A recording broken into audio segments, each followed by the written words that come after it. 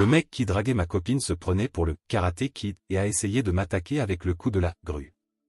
Mais moi, je fais du Muay Thai, et je lui ai montré ce que c'est, la réalité.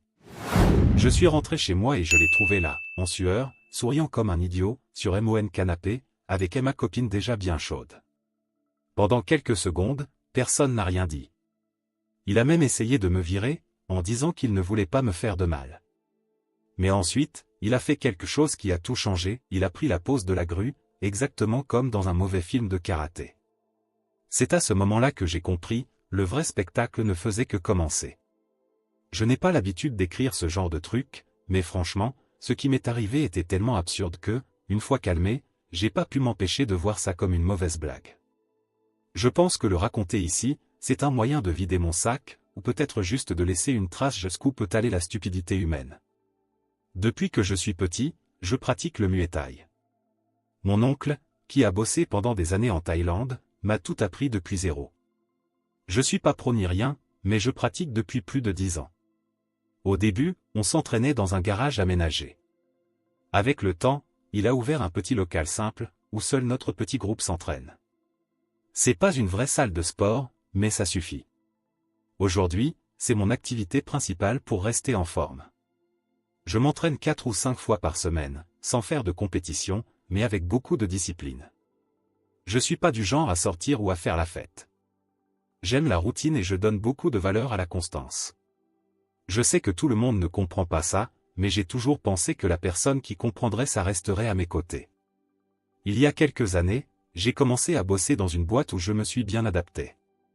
Je suis fait de bons amis, et c'est là que j'ai rencontré Luana. Luana, c'était le genre de personne qui te charme tout de suite, charismatique, sympa, directe. Elle n'était pas du genre à jouer à des jeux, elle disait toujours ce qu'elle pensait. On s'est bien entendu dès le début. Après quelques mois à se connaître, on a commencé à sortir ensemble, et tout s'est fait naturellement. On riait beaucoup, on se comprenait bien. J'avais mes entraînements, elle avait sa vie, mais on trouvait toujours un moment pour être ensemble. Après presque 2 ans de relation, on a décidé d'emménager ensemble. Elle a suggéré qu'on cherche un nouveau logement, mais j'avais déjà un appart, pas luxueux, mais confortable, bien situé, et payé. Au final, on a emménagé chez moi. On vivait ensemble depuis 8 mois, et à part quelques disputes normales, tout semblait aller bien. Luana faisait aussi du sport, mais son style était très différent du mien. Elle allait dans une de ces grandes salles de sport à la mode, avec cardio, spinning, muscu, yoga et même crossfit. Au sous-sol de cette salle, il y avait aussi des cours d'arts martiaux. Je sais pas si on peut appeler ça un dojo, c'était plutôt un espace avec des tatamis où il donnait des cours de différentes disciplines, un peu de jiu-jitsu, un peu de taekwondo, boxe récréative, et d'après elle, il y avait même un mec qui enseignait le karaté. Une fois, à l'insistance de Luana, je suis allé tester cette salle. Mais j'ai pas aimé. Il faisait pas de Muay Thai, l'ambiance était bruyante, pleine de gens qui prenaient des selfies ou filmaient des vidéos pour les réseaux. C'était clairement pas mon monde. Je l'ai remercié pour l'invitation, et je suis retourné à notre salle avec mon oncle, sans musique électronique, sans caméra, juste de la sueur et du respect. Notre routine était bien rodée, plusieurs fois par semaine, chacun allait à son entraînement. Moi avec mon oncle, elle dans sa salle. Le samedi, c'était notre jour d'entraînement le plus intense. Je passais des heures à aider pendant les cours, et elle restait dans son gymnase qui proposait aussi des activités le week-end. On avait une règle tacite, le dimanche, c'était juste pour nous. Pas d'entraînement, pas de programme séparé. On cuisinait ensemble, on regardait un film ou on allait se promener. Une routine simple, mais qu'on avait construite à 2. Ce samedi-là avait commencé comme tous les autres. Je suis parti de chez moi à 10 h du matin.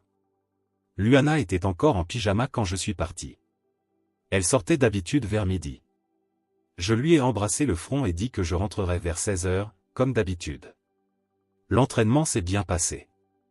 On était en petit comité avec mon oncle, mais vers midi, un des nouveaux élèves s'est tordu méchamment la cheville pendant l'échauffement. Mon oncle a décidé de fermer plus tôt et l'a emmené chez le médecin, me demandant de fermer la salle. J'ai tout rangé, éteint les lumières et je suis parti. Il était un peu plus de 13 h. J'ai rien dit à Luana, je pensais qu'elle était encore à la salle. J'ai eu l'idée de lui préparer un déjeuner surprise. Peut-être des pâtes, ou un plat simple, comme on faisait parfois. J'imaginais rentrer, qu'on prenne une douche, qu'on mange et qu'on fasse une sieste ensemble, comme on avait l'habitude. Mais ce samedi-là, n'était pas un samedi comme les autres. Quand j'ai ouvert la porte de l'appart, je suis tombé sur une scène digne d'une caméra cachée. Luana était sur le canapé, les cheveux attachés, sans t-shirt ni soutien-gorge, juste en pantalon de jogging moulant. Une jambe posée sur la table, comme si elle s'étirait. Et à côté d'elle, debout, l'air complètement surpris de me voir, un type que j'avais jamais vu de ma vie. Une trentaine d'années, pas de t-shirt non plus, juste un short de sport. Pieds nus, les mains sur les hanches. Le mec avait l'air costaud, mais c'était le genre de musclé gonflé sans aucune définition. La poitrine en sueur et un sourire idiot figé sur le visage quand il m'a vu entrer. Personne n'a rien dit pendant quelques secondes. Je suis resté figé sur le pas de la porte, le fixant sans bouger d'un centimètre. Finalement, Luana s'est couverte avec les mains et, avec un air de surprise tellement mal joué, elle a réussi à tout empirer. « Qu'est-ce que tu fais là ?» a-t-elle lâché, comme si le problème, c'était moi. J'ai répondu sans crier, mais avec toute la rage qui bouillonnait en moi. « Ce serait plutôt à toi de me dire ce que vous faites ici. » Et c'est qui ce type ? C'est là qu'il a décidé de parler. Il s'est tourné vers moi avec un air supérieur, bombant le torse comme s'il posait pour la couverture d'un magazine. Il me regardait avec cette expression de « je gère », même si honnêtement, je ne sais pas de quoi il pouvait être aussi fier. « Tu ferais mieux de dégager, petit homme, dit-il d'une voix ferme, mais clairement forcée. Je veux pas avoir à te faire du mal. Tu comprendras plus tard pourquoi j'appelle ça « faire du mal ». Je l'ai regardé de haut en bas. Oui, il était musclé, mais du genre qui fait de la gonflette sans aucune technique, juste du volume, zéro mobilité. Rien d'impressionnant. Pendant ce temps, Luana avait enfilé un t-shirt et croisé les bras. Elle m'a parlé d'un ton autoritaire. Tu ferais mieux de partir. Ne fais pas de scandale. Je veux pas d'ennui. Là, j'ai perdu patience. Moi, partir ? De l'appart qui est à moi depuis bien avant de te connaître. Écoute-moi bien, j'ai dit. Je m'en fous de qui est ce type ou de ce que vous faisiez. Tout ce que je veux, c'est que vous dégagiez tous les deux de chez moi et que je vous revoie jamais. Luana a froncé les sourcils et s'est campée comme si c'était elle la victime. Tu peux pas me virer comme ça. J'habite ici aussi. Qu'est-ce qui te prend ? T'es devenu fou ? À ce moment-là, l'autre a fait un pas vers moi, essayant de m'intimider. T'as pas entendu ? Il a dit. Elle ne partira pas, alors casse-toi avant que je t'explose le cou. Là, je l'ai analysé avec plus d'attention. Il avait une bonne masse musculaire, c'est vrai, mais une posture de merde, les pieds mal placés, un centre de gravité beaucoup trop haut. Fort, oui, mais aucune base. Lent. Malhabile. Sortez de chez moi, j'ai répété, encore une fois. Il a éclaté de rire. Tu sais pas à qui tu parles. Je suis ceinture noire de karaté. Champion régional en 2010. C'est ta dernière chance. Et comme si tout ça n'était pas déjà assez ridicule, Luana est entrée dans le spectacle elle aussi. Vas-y, Daniel, éclate-lui la gueule. Montre-lui qu'il peut pas nous traiter comme ça. Et c'est là que j'ai tout compris. Ce couple, c'était un vrai cirque. Luana était tombée tellement bas qu'elle encourageait un mec à me frapper, moi, dans ma propre maison. Je me suis mis en garde. Faut jamais sous-estimer personne. Aussi clown que le mec paraisse, s'il avait un vrai entraînement, s'il était vraiment expert en karaté, il pouvait faire mal. Je l'ai fixé dans les yeux. Il a soutenu mon regard. Et alors, il l'a fait. Le fameux Daniel a levé lentement les bras, puis une jambe. Il a pris la fameuse pose de la grue, exactement comme dans Karate Kid, comme s'il était sur un plateau de tournage.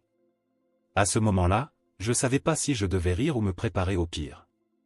J'avais devant moi un mec musclé, en sueur, avec une tête de dur, en équilibre sur une jambe au milieu de mon salon. Je me suis dit, c'est sérieux, là ? Et apparemment, il a cru que ma tête étonnée était de la peur, parce qu'il a sauté et a lancé le fameux coup de la grue. C'était ridicule. Lent. Sans précision. J'ai juste reculé d'un pas et esquivé sans le moindre effort. Au moment exact où son corps s'est déséquilibré dans les airs, j'ai profité de l'élan de sa chute pour lui balancer un type, coup de pied frontal, suivi d'un coup de genou direct dans le ventre avec tout le poids de mon corps. Le coup est passé nickel.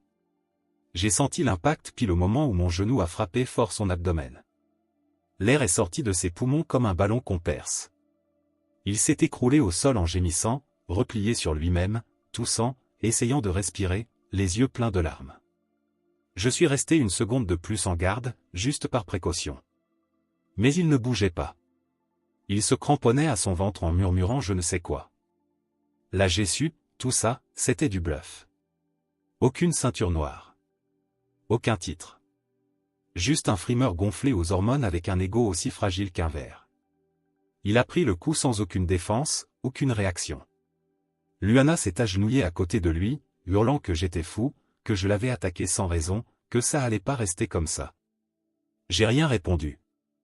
J'ai juste respiré profondément, je me suis approché et j'ai dit. Ramasse tes affaires. Prends ton faux karatéka et dégagez d'ici. Je veux plus jamais voir aucun de vous deux. Elle est restée figée. Peut-être parce qu'elle m'a vu vraiment sérieux pour la première fois. Le ton de ma voix, la fermeté. Elle s'est levée et a commencé à ramasser quelques-unes de ses affaires pendant que je me suis assis sur le canapé. Le mec était toujours au sol, la face crispée et l'ego complètement en miettes. On est resté là, 15 bonnes minutes sans dire un mot. Moi assis, Luana en train de fourrer le strict nécessaire dans un sac, et le fameux Daniel qui gémissait de temps en temps. Quand il a enfin réussi à se lever, tout courbé, en s'appuyant sur le canapé, il a titubé jusqu'à la porte. Luana l'a aidé, et ils sont partis tous les deux. Ils n'ont rien dit de plus. Ils sont juste partis. Quand la porte s'est refermée, je suis resté quelques secondes silencieux, et j'ai commencé à rire. Pas de bonheur. C'était un réflexe nerveux. Oui, ça avait été une trahison. Mais tellement absurde que toute la tristesse s'était dissoute dans le spectacle ridicule qu'il venait de me donner. L'image de Daniel faisant la pose de la grue avec un air sérieux, pendant que Luana applaudissait comme si elle regardait une scène de film. C'était trop. Et le pire? Moi et Luana, en silence, attendant que Daniel réussisse à se relever pour qu'il puisse partir. Le dimanche est passé sans nouvelles. Et le lundi, inévitablement, on s'est croisés au travail. Luana m'a regardé avec haine, comme si c'était elle qui avait été trahie. Je n'ai rien dit. Pas de scandale. Au fil de la journée, tout le monde a fini par apprendre qu'on avait rompu. Je ne me suis même pas donné la peine d'expliquer. Je m'en foutais déjà. À la fin de la journée, quand je l'ai retrouvée dans l'ascenseur, elle a lâché une phrase pathétique, « Tu dois être fier d'avoir attaqué Daniel, hein ?» Je n'ai même pas répondu. Je suis juste sorti de l'ascenseur et je l'ai laissé parler toute seule. Je pensais que c'était la fin. Chapitre clos. Mais non. Dans les semaines qui ont suivi, Luana s'est chargée de répandre partout que Daniel était un expert, qu'il avait été champion national, qu'il donnait des cours dans sa propre salle et que c'était un vrai homme. Avec moi, elle me lançait des regards hautains, comme si j'avais perdu quelque chose d'important. Mais je ne réagissais pas. À quoi bon? La magie était morte, et elle n'était plus que quelqu'un avec qui j'avais partagé un toit. Mais le plus curieux, c'est ce qui a commencé à se passer. Dans l'entreprise et les couloirs de la salle de sport, une légende a commencé à naître, Daniel, le nouveau mec de Luana. Le guerrier mystique. Le maître du karaté. Le champion. L'homme qui, selon elle, pouvait battre n'importe qui. Moi, j'étais totalement à l'écart. En fait, je trouvais ça presque drôle. À quel moment quelqu'un avait cru que ce type était une menace? Mais bien sûr, un homme avec l'ego blessé, c'est dangereux. Et Daniel n'allait pas laisser passer ça. Ou peut-être que c'est Luana elle-même qui l'a poussé à faire ça. Allez savoir. Un samedi comme les autres, je suis rentré chez moi après un bon entraînement. On avait fait un peu de clinch, des low kicks et du sparring léger. J'étais dans cette fatigue agréable, corps vidé et esprit tranquille. J'ai pris l'ascenseur jusqu'au 4e étage, comme d'habitude. Quand les portes se sont ouvertes, je suis tombé nez à nez avec deux types assis dans l'escalier du couloir, juste en face de l'ascenseur. Étrange. Je ne les connaissais pas. Ils ne parlaient pas, mais attendaient clairement quelque chose. Passer devant eux en faisant semblant que tout allait bien, c'était presque impossible. Mon cerveau était déjà en alerte. J'ai marché vers la porte de mon appart, attentif au moindre son derrière moi. Et là, de l'autre côté du couloir, Luana est apparue. Bizarrement joyeuse. Un sourire provocateur sur le visage. Pendant une seconde, sa présence m'a désorienté. Qu'est-ce qu'elle faisait là? Et puis, Daniel est arrivé. J'ai compris tout de suite. Quelques secondes plus tard, j'ai entendu des pas derrière moi. C'était un guet-apens. Daniel s'est avancé, ajustant ses mitaines de muscu sans doigts. Tout un personnage. On a des comptes à régler, a-t-il dit d'une voix grave. Je me suis retourné. Les deux autres me cernaient maintenant. Eux aussi portaient des gants. Daniel a fait quelques pas de plus et a commencé un discours comme s'il jouait dans un film. La dernière fois, tu m'as eu par surprise. Cette humiliation, tu vas la payer. Tu te crois fort, hein? Mais t'es pas si fort que ça. Mec, je l'ai interrompu, si tu vas m'attaquer, pourquoi ce monologue? T'as trop regardé de films, sérieux. Luana, derrière, hurlait, démolis-le, Daniel. Enlève-lui ce sourire. Montre-lui qu'on te provoque pas impunément. Et là, il a foncé. Daniel a attaqué direct avec un coup de poing au visage. J'ai reculé d'un demi-pas, et dans le mouvement j'ai heurté un des gars derrière. Ce crétin a essayé de m'attraper, mais j'étais déjà en mode automatique. J'ai tourné mon corps et frappé violemment sa cuisse. Il a crié et s'est effondré sur le côté.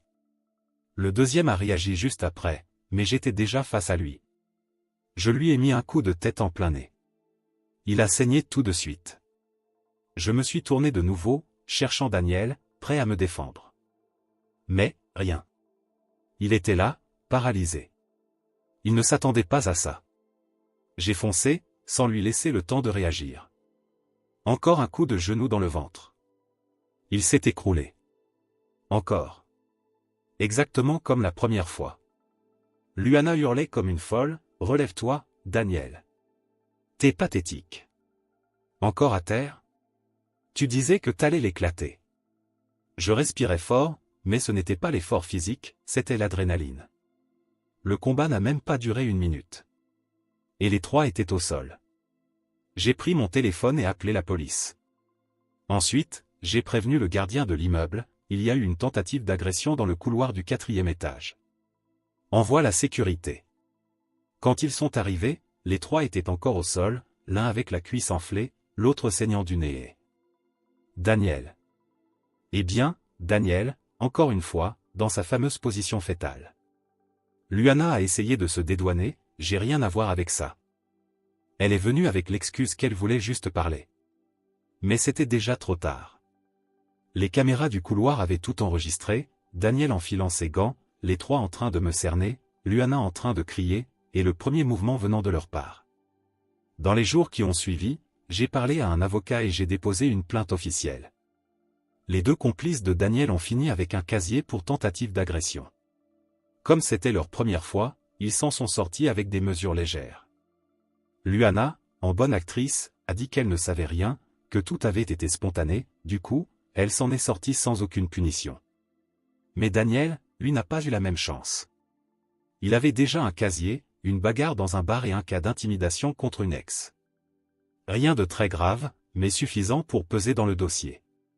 Avec la vidéo, les témoignages et les antécédents, il a été condamné à 1 an de prison ferme. Je ne sais pas s'il va faire l'année entière, mais au moins les premiers mois, il les passera dans un endroit où, s'il ne fait pas attention, il apprendra les bonnes manières, à la dure. Le scandale a été tel que la vidéo a fini par fuiter. Je ne sais pas exactement comment, peut-être quelqu'un l'a partagé sans faire exprès, ou une distraction de la personne qui l'avait. Tout ce que je sais, c'est qu'en quelques jours, tout le monde au boulot avait vu la vidéo du champion de karaté en train de se prendre un autre coup de genou. Et Luana? Les moqueries ont commencé très vite. Pas de manière frontale, mais les commentaires dans les couloirs disaient tout, t'as vu le maître de la grue? C'est lui le champion de karaté? Luana a essayé de garder la tête haute, mais on voyait bien qu'elle était secouée.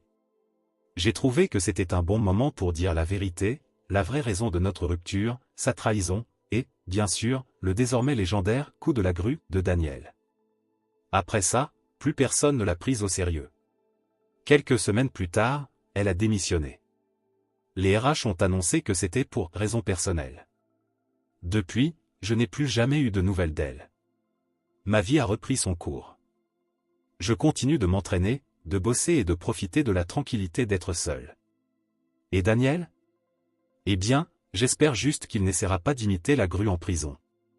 Parce que là-bas, mon pote, une démonstration, comme ça pourrait bien être la dernière. Commentaire Monsieur Reddit. Et pour être très honnête avec vous, il y a des gens qui transforment leur vie en scénario de comédie, mais oublient que, à la fin, c'est eux qui deviennent la blague. Toute cette histoire aurait pu se terminer par une simple discussion, une rupture mature, mais non, ils ont préféré le théâtre, la posture de combattant de filmer un guet-apens digne d'un collège. À la fin, la vérité finit toujours par sortir. Et le fameux coup de la grue? C'est devenu un mème. Dites-moi en commentaire, qu'est-ce que vous auriez fait à sa place? Vous seriez parti dès les premiers signes? Ou vous auriez réagi pareil? Je veux connaître vos avis. Si vous avez aimé la vidéo, laissez un like et n'oubliez pas de vous abonner à la chaîne pour plus d'histoires et de discussions intrigantes. Et n'oubliez pas d'écouter notre podcast pour plus d'histoires inspirantes comme celle-ci, le lien est dans la description et dans la carte à l'écran. Merci d'avoir regardé et à la prochaine.